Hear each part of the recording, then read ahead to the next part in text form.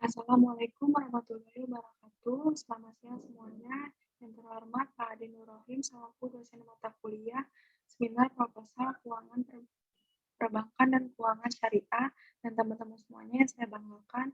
Pada kesempatan kali ini, izinkan saya memaparkan hasil dari seminar proposal saya yang berjudul Analisis Strategi Pengembangan UMKM melalui Vintage Kazua Syariah di tengah wabah COVID-19, studi kasus Warung Zubair.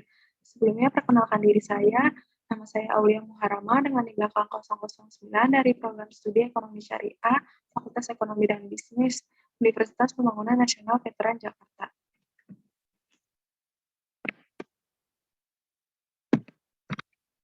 Topik pembahasan kali ini ada bab 1, pendahuluan, bab 2, tinjauan pustaka, bab 3, metodologi penelitian. Bab 1, pendahuluan, latar belakang.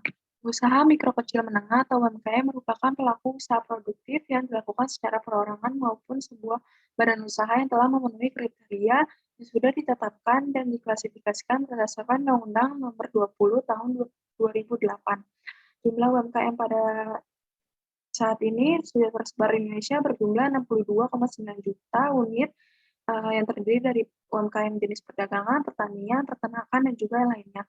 Bank Syariah merupakan salah satu lembaga yang telah berkontribusi dan mengembangkan UMKM. Akan tetapi pada kondisi seperti sekarang ini, Bank Syariah juga mengalami imbasnya akibat dari wabah COVID-19. Apalagi Bank Syariah juga belum mengoptimalkan penyaluran pembiayaan untuk kegiatan produktif UMKM. Dibutuhkan adanya lembaga lain yang dapat ikut membantu dan berkontribusi dalam pengembangan UMKM di tengah COVID-19 ini.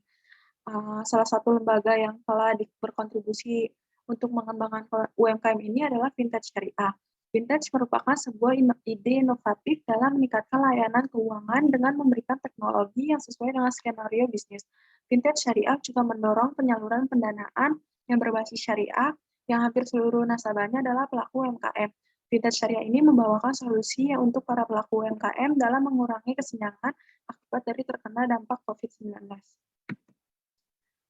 Dapat terlihat pada diagram di atas menunjukkan bahwa model layanan yang paling banyak digunakan oleh para masyarakat, terutamanya para pelaku UMKM, adalah peer-to-peer lending. Dalam implementasinya, akadnya menerapkan akad syariah dengan tidak menggunakan bunga dari pinjaman.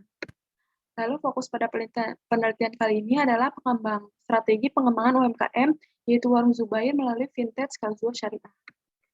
Adapun perumusan masalah dari penelitian ini yaitu bagaimana pemanfaatan pembiayaan melalui Kazua pada Warung Zubair, lalu yang kedua bagaimana perkembangan Warung Zubair melalui pembiayaan Kazua Syariah ini, nah yang ketiga bagaimana skema penyaluran pembiayaan dana melalui Kazua pada Warung Zubair. Tujuan penelitian ini adalah untuk mengetahui manfaat apa saja yang terdapat pada pembiayaan melalui Kazua Syariah pada UMKM Warung Zubair. Lalu yang kedua untuk mengetahui perkembangan UMKM Warung Zubair melalui pembiayaan Kazua Syariah. Lalu yang ketiga untuk mengetahui strategi pengembangan pembiayaan melalui Kazua Syariah pada UMKM Warung Zubair. Adapun manfaat dari penelitian ini adalah dari aspek teoritisnya sebagai bahan referensi untuk menambah wawasan serta pengetahuan khususnya mengenai perkembangan UMKM Warung Zubair melalui Vintage Kazua Syariah di tengah wabah COVID-19. Lalu dari aspek praktisnya bagi Vintage Kazua Syariah sebagai bahan masukan yang dapat dijadikan tolak ukur untuk strategi pengembangan UMKM lainnya maupun UMKM Warung Zubair melalui Vintage Kazua Syariah. Nah, bagi UMKM Warung Zubair ini sebagai informasi yang bermanfaat untuk meningkatkan perkembangan UMKM Warung Zubair. Dan bab kedua ada tinjauan pustaka. Nah, ini ada penelitian terdahulu. Yang pertama penelitian dari Irma Musdalifah, Inaya Aulia Rahma, Bella Gita Novalia tahun 2018 dengan judul Peran Vintage dalam meningkatkan keuangan inklusif pada UMKM di Indonesia. Tujuan dari penelitian ini adalah menganalisis peran vintage dalam meningkatkan keuangan inklusif pada UMKM. Lalu penelitian yang terdahulu yang kedua ada Nurul Hamidah dan Junaidi tahun 2022 dengan judul Manfaat dan Permasalahan Pengimplementasian Finansial Teknologi atau Vintage Syariah pada Pembiayaan UMKM PT Bank Muamalah Cabang Balai Kota Medan dengan tujuan meningkatkan literasi keuangan tentang perkembangan finansial teknologi terhadap pembiayaan UMKM di PT Bank Muamalah KC Balai Kota Medan. Lalu penelitian terdahulu yang ketiga ada Bayu Wardana tahun 2019 dengan judul Integrasi Permodalan Usaha Mikro Kecil Menengah atau UMKM melalui Vintage Ijab-Qabul.id. Tujuan penelitiannya mengetahui integrasi permodalan UMKM melalui Vintage Syariah Ijab-Qabul.id. Lalu yang keempat ada penelitian dari Muhammad Haris, Muhammad Iqbal, Puji Hadianti nomor tahun 2020 yang berjudul Synergy of Syariah Bank and Financial Technology in the Development of Micro, Small, and Medium Business in Indonesia. Tujuan dari penelitian ini adalah menganalisis sinergi antara bank syariah dan fintech dalam upaya pengembangan usaha mikro kecil dan menengah atau UMKM di Indonesia. Lalu yang terakhir ada penelitian dari Syarifuddin, Rahmawati Muin, dan Akram Munas tahun 2021 dengan judul The Potential of Syariah Fintech in Increasing Micro, Small, and Medium Enterprise (MSME) in Digital Era in Indonesia. Tujuan dari penelitian ini adalah menganalisis potensi fintech syariah dalam meningkatkan UMKM di era digital di Indonesia. Lalu selanjutnya ada landasan teori. Nah, yang pertama ada pengertian strategi pengembangan. Secara konseptual, strategi pengembangan yaitu sebuah strategi dalam menganalisis potensi peluang pertumbuhan untuk suatu organisasi dengan mendukung dan memantau realisasi peluang pertumbuhan usaha demi kelangsungan tujuan yang penting dengan menyesuaikan diri terhadap lingkungan internal maupun eksternal yang selalu berubah-ubah untuk mendapatkan pengambilan keputusan yang strategis. Jadi, secara konseptual, strategi pengaman itu yaitu tindakan perencanaan yang cermat dan mencapai dan mengevaluasi sasaran-sasaran serta tujuan-tujuan yang ingin. Lalu selanjutnya pengertian UMKM. Menurut Satyani et al. Tahun 2020, usaha mikro adalah usaha produktif milik orang perorangan atau badan usaha perorangan yang memenuhi kriteria usaha mikro sebagaimana yang telah dicantumkan Undang-Undang Republik Indonesia Nomor 20 Tahun 2008. Usaha mikro kecil menengah atau UMKM ini merupakan pelaku ekonomi yang memegang peranan yang sangat penting dalam memajukan kesejahteraan masyarakat. Di masa seperti sekarang ini, dengan datangnya pandemi virus COVID-19 menambah makin menurunnya pendapatan pelaku ekonomi, karena semua sektor ekonomi mengalami dampaknya. Akibatnya dari pandemi ini, kegiatan ekonomi hampir mati, karena banyaknya perusahaan yang melakukan PHK, yang menyebabkan banyaknya pengangguran, perubahan perilaku masyarakat, kebijakan pembatasan sosial baik berskala kecil maupun skala besar, dan melemahnya daya beli masyarakat. Lalu selanjutnya ada klasifikasi UMKM. UMKM yang tercantum dalam Undang-Undang Republik Indonesia Nomor 20 Tahun 2008. Yang pertama, kriteria usaha mikro mempunyai kekayaan bersih sebesar kurangnya dari maksimalnya 50 juta, mendapatkan omset penjualan tahunan paling banyak 300 juta, mempunyai tenaga kerja berjumlah 1-5 orang. Lalu yang kedua, kriteria usaha kecil mempunyai kekayaan bersih lebih dari 50 juta hingga 500 juta, mendapatkan omset penjualan tahunan lebih dari 300 juta hingga 2,5 miliar, lalu mempunyai tenaga kerja yang berjumlah 6-19 orang. Lalu yang ketiga ada kriteria usaha menengah mempunyai kekayaan bersih lebih dari 500 juta hingga 10 miliar, mendapatkan omset tahunan lebih dari 2, miliar hingga 50 miliar. Lalu yang terakhir memiliki tenaga kerja yang berjumlah 20-99 orang. Nah, permasalahan UMKM menurut Kuncoro tahun 2009 yaitu memiliki kelemahan dalam memperluas pasar, lalu memiliki keterbatasan akses terhadap pembiayaan dari lembaga formal maupun perbankan, lalu yang ketiga memiliki kelemahan dalam sumber daya manusianya, lalu kurangnya kondusif iklim usaha karena daya persaingan yang ketat, lalu yang terakhir kurangnya pembinaan yang terpadu serta kurangnya kepercayaan dan kepedulian masyarakat terhadap usaha kecil. Nah, jenis UMKM ini menurut Tanjung dalam Alonsori dan Listianisi tahun 2020 terdiri dari 5. Yang pertama usaha kuliner yang sangat dinikmati oleh semua kalangan, lalu yang kedua usaha fashion seperti toko seragam sekolah, baju muslim, dan lain-lain. Lalu yang ketiga usaha pertanian seperti penjual sayur online dan penjual bibit hidroponik. Yang keempat ada usaha elektronik seperti laptop, handphone, rice cooker, dan lain-lain. Lalu yang terakhir dari usaha bidang jasa seperti servis motor, WO, salon kecantikan, dan fotografer. Nah, selanjutnya ada pengertian vintage secara umum dan syariah. Menurut Yaya et al. Tahun 2020, financial technology merupakan model bisnis yang menjadi moderat dengan menggabungkan jasa keuangan dan teknologi yang mengubah transaksi langsung menjadi transaksi jarak jauh dengan menggunakan teknologi. Fatwa Dewan Syariah Nasional Majelis Ulama Indonesia atau DSN MUI menyebutkan bahwa layanan pembiayaan berbasis teknologi informasi untuk pelaku usaha mikro, kecil, dan menengah atau UMKM dalam upaya memperoleh akses pendanaan secara cepat, mudah, dan efisien saat ini makin berkembang di Indonesia. Layanan pembiayaan berbasis teknologi informasi ini berdasarkan prinsip syariah dengan memberikan layanan jasa keuangan yang mempertemukan atau menghubungkan pemberi pembiayaan dengan penerima pembiayaan dalam rangka melakukan akad pembiayaan melalui sistem elektronik dengan menggunakan jaringan internet. Lalu ada landasan fintech. Yang pertama dari undang-undang ada PJOK nomor 77 pasal 26 tentang layanan meminjam uang berbasis teknologi informasi. Lalu yang kedua ada PJOK nomor 13 pasal 30 dan pasal 31 tentang inovasi keuangan digital. Dan yang ketiga ada Fatwa DSMI nomor 117 mengenai layanan pembiayaan berbasis teknologi informasi berdasarkan prinsip syariah. Lalu terdapat juga ada dalam surat Al-Quran Al-Baqarah ayat 279. Nah, selanjutnya ada model layanan fintech, ada 5, peer-to-peer lending, yang merupakan praktik meminjam pinjaman secara online. Lalu yang kedua ada crowdfunding, ini penggalangan dana. Yang ketiga itu microfinancing, itu menjembatani antara masyarakat yang membutuhkan dana dengan investor secara digital. Lalu yang keempat ada manajemen risiko dan investasi, yaitu layanan untuk mengelola keuangan dengan benar. Lalu yang terakhir ada digital payment system, tanpa melalui bank. Itu bisa buat bayar tagihan listrik, tagihan pulsa, dan lain-lain secara online. Nah, ada deskripsi objek penelitian selanjutnya. Deskripsi objek penelitian, peer-to-peer lending Kazua Syariah ini menjadi salah satu platform pembiayaan berbasis syariah kepada pelaku usaha UMKM dengan bantuan teknologi, dengan menerapkan akad murni syariah dalam setiap transaksinya.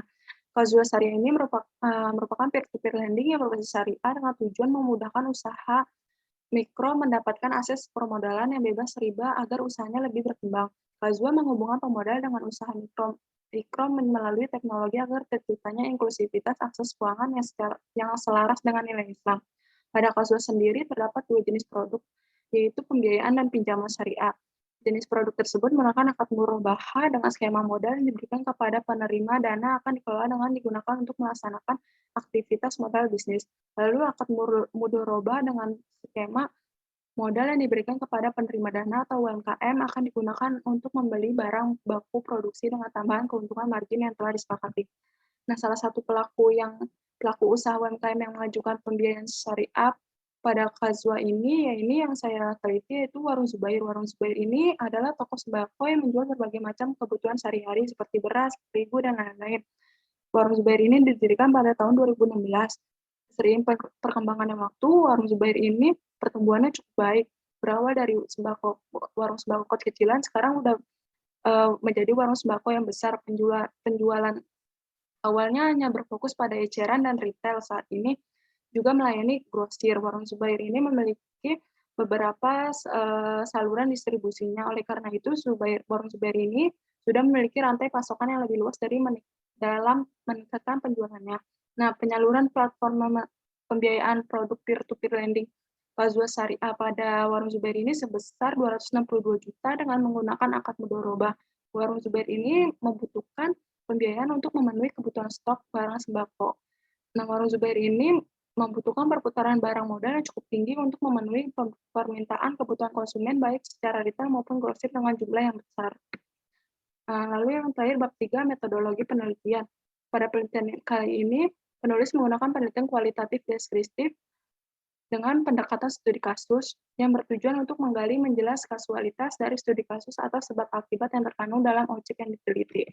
Lalu lokasi penelitian ini pada Warung Zubair yang beralamatkan Jalan Matraman Raya nomor 148 RT 1 RW 4 Kabupaten Manggis, Kecamatan Matraman, Kota Jakarta Selatan. Sumber datanya ini diperoleh dalam penelitian ini adalah data primer dan sekunder. Data primer pada penelitian ini berasal dari wawancara dengan salah satu tim dari Kasus Syariah serta pemilik warung Zubair yang mendapatkan penyaluran dana, sedangkan sumber data sekundernya pada penelitian kali ini berasal dari jurnal, website resmi, buku bacaan, dan yang lainnya. Objek penelitian kali ini adalah strategi pengembangan UMKM Warung Zubair. Subjeknya pada penelitian kualitatif ini disebut sebagai informan. Informan atau subjek penelitian ini adalah pemilik Warung Zubair dan salah satu tim dari Kasus Syariahnya. Teknik pengumpulan data dan pengolahan datanya yaitu wawancara dan dokumentasi. Wawancara dalam penelitian ini menggunakan wawancara terstruktur sesuai dengan pedoman wawancara yang sudah tersusun. Pemberian wawancara struktur ini bertujuan untuk meneliti lebih terfokus pada permasalahan penelitian. Lalu ada dokumentasi yang merupakan kumpulan catatan peristiwa penelitian. Sumber data dokumentasi berupa foto saat melakukan wawancara yang dapat pada lokasi penelitian, yaitu di Warung Zubair, serta melalui buku internet serta artikel lainnya.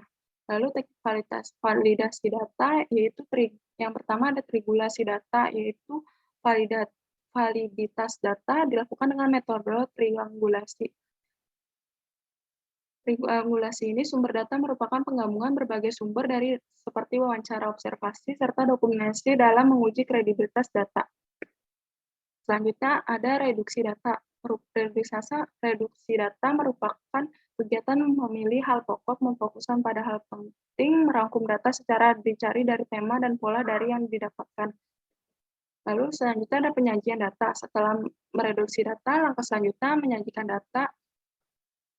Proses penyajian data ini dilakukan dalam bentuk uraian singkat, flowchart, bagan, serta hubungan antar kategori. Selanjutnya yang terakhir penarikan kesimpulan. Kalau kesimpulan pada penelitian kualitatif ini dikatakan sebagai suatu temuan baru. Temuan tersebut dapat berupa gambaran maupun deskripsi dari suatu objek yang telah diteliti. Nah, selanjutnya ada bagian dari penelitian kali ini adalah tahap pralapangan, yaitu menentukan objek lokasi, menemukan permasalahan, menyusun draft wawancara, menyusun rencana kegiatan peneliti. Yang kelima, mencari teori yang berhubungan dengan peneliti. Lalu fokus penelitiannya adalah menganalisis efektivitas penyaluran dana serta strategi pengembangan Warung Zubair melalui pembiayaan Kazua Syariah. Rumusan masalahnya bagaimana pemanfaatan pembiayaan melalui Kazua terhadap Warung Zubair, bagaimana perkembangan Warung Zubair setelah mendapatkan pembiayaan melalui Kazua, lalu yang ketiga bagaimana skema penyaluran dana Kazua terhadap Warung Zubair. Yang tahap kegiatan lapangannya mengadakan peneliti langsung ke lapangan, melaksanakan wawancara, lalu melakukan dokumentasi. Nah, selanjutnya metodologi penelitian kualitatif dan studi kasus. Lokasinya berada di Jakarta Selatan. Objeknya strategi pengembangan UMKM Warung Zubair, subjeknya pemilik Warung Zubair dan salah satu tim dari Kazua Syariah, dan hasil wawancara serta dokumentasi. Teknik validitas dan analisisnya triangulasi sumber data dan reduksi data, penyajian data, serta penarikan kesimpulan. Tahap pasca lapangan menganalisis data serta menyusun laporan. Sekian presentasi hasil proposal seminar saya, kurang lebihnya mohon maaf apabila ada kesalahan. Wassalamualaikum warahmatullahi wabarakatuh.